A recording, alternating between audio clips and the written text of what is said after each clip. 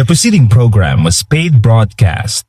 Any ideas, comments, and opinion expressed by the program hosts do not necessarily reflect the views and opinion of the station.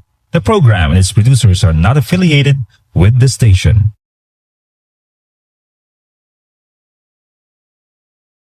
Nagapagigupod naman sa inyo sa siningation ang aton matag-adlaw nga palatuntunan sa kanginan nga ginatiguluhan tinapay sang kabuhi.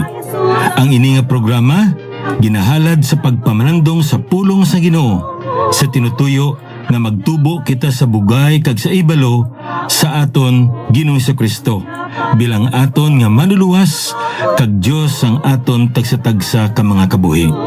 Gani pagigupod kamo sa akon kaysa sulod sining 30 ka minutos aton pagapamanandungan ang pulong sang aton Ginoo diri sa aton palatuntunan tinapay sang kabuhi. Ang dinalan sa kasulatan sa aton sa sini nga adlaw makita sa mga Salmo 46 kag akon pagabasahon ang bersikulo 10 kag 11. Ang pulong san Dios nagpahayag sa aton sa mga Salmo 46 bersikulo 10 kag 11. Magpahimuyong kag kilalaha nga ako amo ang Dios. Pakataason ako sa mga pungsod, pakataason ako sa duta. Ang Ginoo sang kasuldadusan kaupod naton, ang Dios ni Jacob aton dalangpan.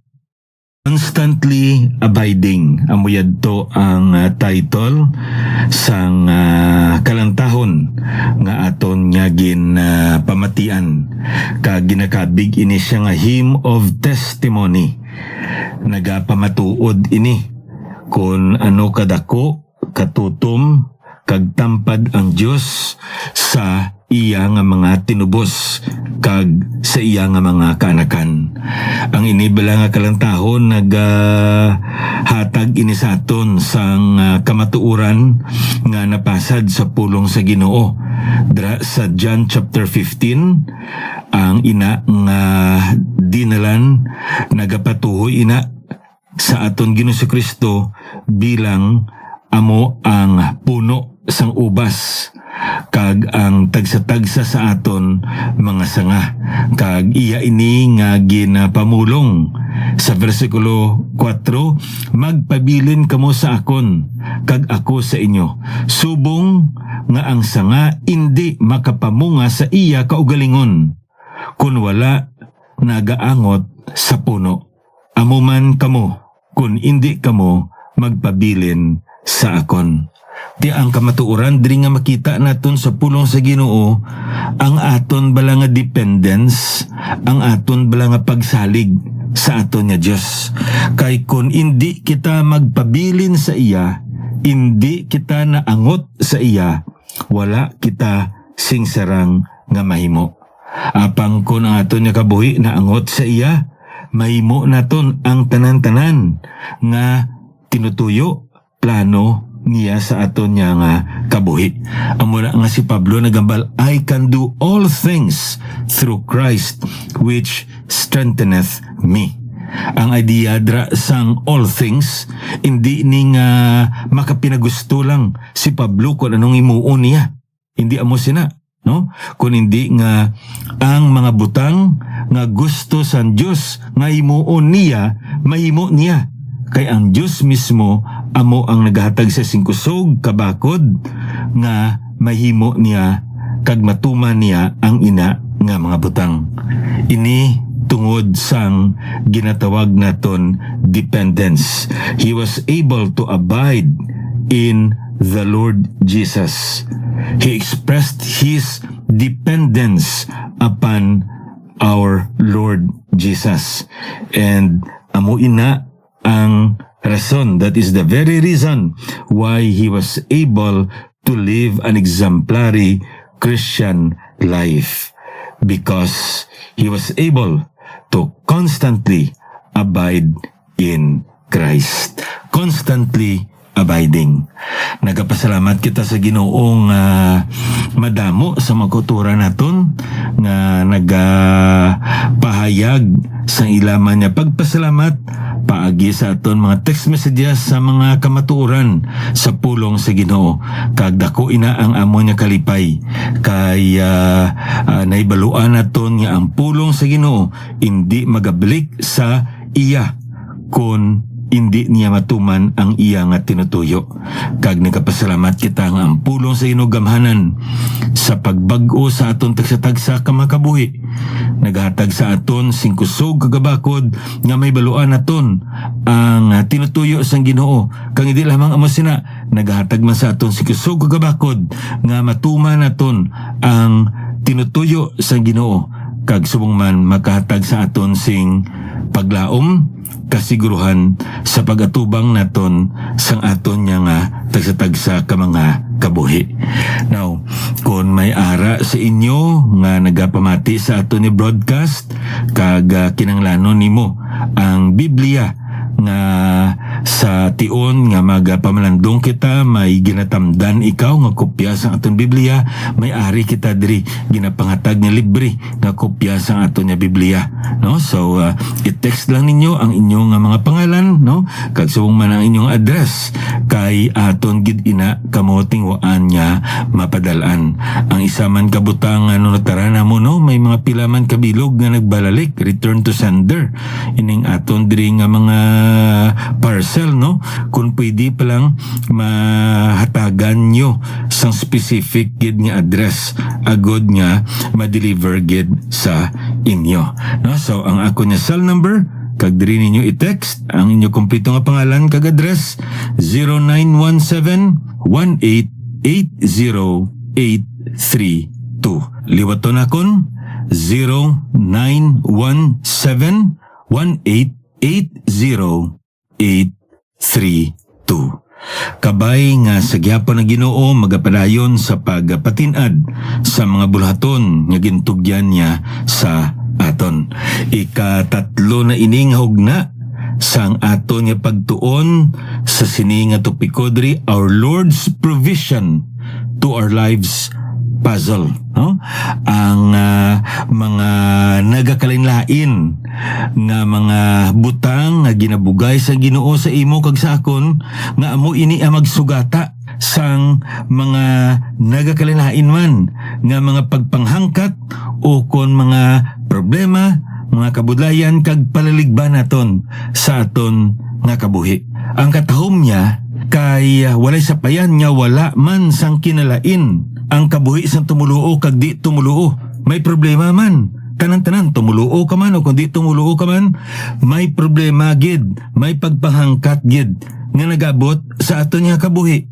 Ang kinalain lang kay may Diyos kita nga mga tumuluo nga amo ang gingikanan sang sini nga pagtilaw pagpanghangkat kag problema kag subong man handa siya sa paghatag sa imo kag sa akon sang kusog kabakod kaalam nga masugata naton kag madaog naton ang ini nga mga nagakasari-sari nga mga pagtilaw kag pagpanghangkat sa aton nya nga kabuhi.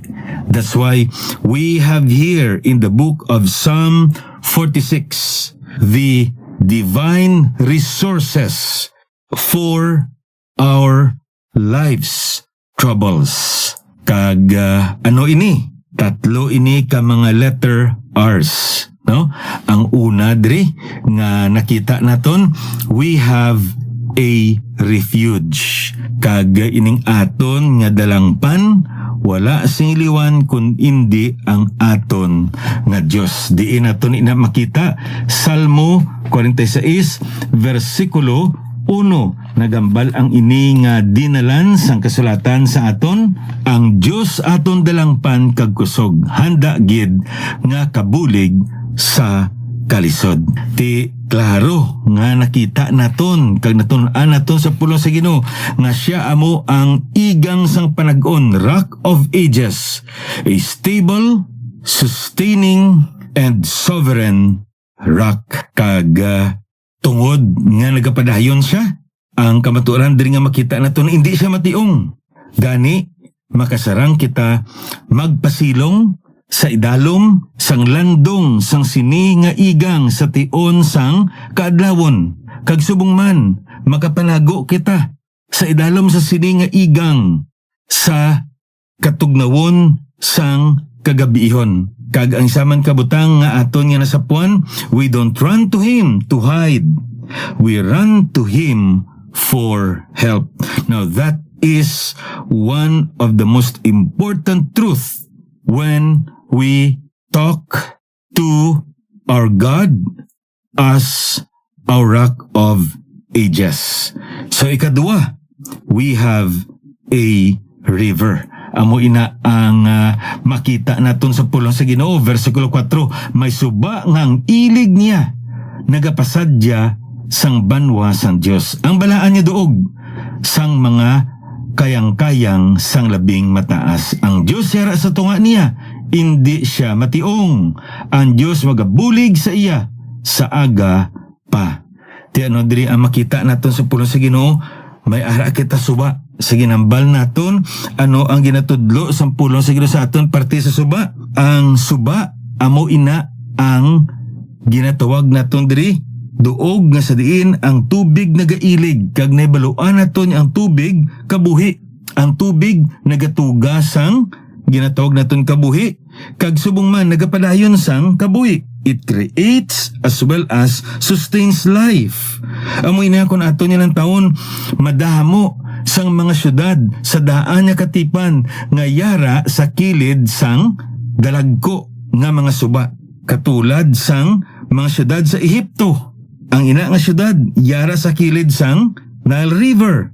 Ang Babylon yara sa Euphrates River. Ang Rome yara sa Tiber River. Pero ang Jerusalem niya wala sang ginatawag naton suba. Ti ambal sa iba ti Jordan River, hindi kalayo sang Jordan River. Kag ang Jordan River tamaan kagamay ina nga klase sang suba. May mga tinion gani nga daw sapa, dako-dako lang ina sa sapa, no? Ang bahin sang Jordan River. Pero anong kamatuoran diri nga makita nato niya naghambal diri Ginoo nga may suba sa siyudad sang Jerusalem. Sa ginambal naton, this does not talk about a literal river, rather a spiritual river, an everlasting supply of spiritual power and blessedness. Kaya nga man, sa ginambal naton, ang suba nagatag sang kabuhi, kag subong man nagapadayon sa kabuhi. Madamo sang katamnan kay maayong duta, kag tungod sini madamo sang sapat nga nagakaon man sa mga katamnan, kag tungod man sini magakabuhi ang mga katawan tungod sa katamnan kag sang mga sapat nga pwede nila makaon. Tiini kon ato nilang taon nagapakita ini sang kabuganaan, kag ang imo kag ang ako nya kabuganaan yara gid lamang sa aton nga Dios. Hindi makita sa kadamulon sang aton ni passbook, bankbook naton, o kung sa kadamuon sang aton dira nga mga real properties, kun hindi sa espirituanon nga aspeto sa aton nga pagpangabuhi. Amoy na kun aton nilang taon, you want stability in a world of uncertainty? Call upon the unchanging God. Why? He is our refuge. You want peace in a world of trouble? Abide upon the Prince of Peace. Why? Because He is our river. Ti ang ikatatlo diri, kung aton nga lang taon sa pulong sa Ginoo, masapuan naton, kag aton nga makita sa versikulo 10 kag 11, we have a revelation. May ginpahayag ang Dios, kag tungod sa iya nga ginpahayag may ara kita nga kapahoyan. Amo na nga, if you want rest in a world full of weariness, come to the giver of eternal rest. Why? According to Psalm 46 verse 10, be still and know that I am God. Ano ba't silingon sini? ginpahayag niya ako galingon, magpahimuyong kamo. Kilalahan ninyo nga ako ang Diyos. Sa tiyon niya magpahimuyong kamo. May baluan ninyo nga ako ang Diyos. Anong bot silingon sini? Dili naton makita nga masami kung ikaw kag ako nag-atubang gan isang problema, ga pangaraskas kita kung paano naton sulbaron ang problema. Ang hambal sa Ginoo pahimuyong. Hindi magulag, kalma. Kay ako ang sugata sa sina nga problema, agod may baluan mo nga hindi ikaw ang Diyos sang imo kabuhi, kundi ako ang Diyos sang imo kabuhi. That's the point here nga aton subong pagatunan kag aton ini, no? Amaton nga pagtuon sa pulong sang aton nga Ginoo. Now, ano ang bot silingon sang pulong diri nga Revelation? Kung aton balang buksan ang aton Bible Dictionary, katahom sang iya nga definition, kahulugan sang pulong nga Revelation, o kung ang iya nga bugna, ang iya nga ginpahayag.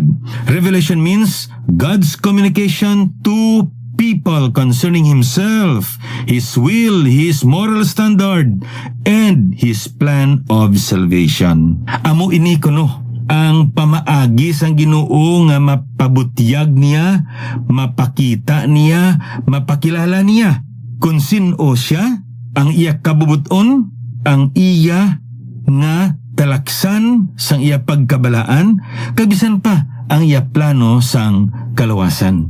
Sumbot silingon sinigili, ikaw kag ako, kung ipabilin lang kita sa aton nga matutuod niya kahimtangan. Human as we are, depraved as we are, sinful as we are, ignorant as we are not able to know and understand and at the same time appreciate the revelation of God to our lives. That's why it was the Lord Jesus who initiated to reveal Himself to us. In the beginning was the Word. He is the very Word the Father used to reveal Himself to us. Madamo man ang Diyos nga ginpahayag. Ginatawag natin na natural revelation, general revelation. Amo ina sa aton nga theology, paagi sa mga gintuga niya. May ara man nga ginatawag kita special or ginatawag naton supernatural revelation. Kag amo ina ang iya pulong. Kag ang pulong sa Diyos, may ara ginatawag kita written word and personal word. Written word, it speaks of the Bible. It refers to His Word. Bible, written word. And at the same time, it refers to His Word, the personal word, who is the Lord Jesus. Ti ina nga kamaturan nga makita naton sa pulong sa Ginoo katahom sa sina nga masapuan naton. Kay nga man ginpahayag niya iya kagalingon, kay kung ikaw lang kag ako, all by ourselves, we can never recognize, understand, and appreciate the revelation of God. Ti ano ang iya diri nga ginpahayag sa sini nga dinalan sa kasulatan. Magpahimuyong kag kilala ha nga ako amo ang Diyos. Kung ang taon niya naton sa pulong sa Ginoo, makita naton nga mas makilala naton ang aton gili Ginoo kung nagapahimuyong kita. Kung kaisa sa kasakuan sa pagpangabuhi, nagakalipat kita sa aton niya Diyos. Pero sa tion sa kalinong, dra na naton may buluan pagid siya.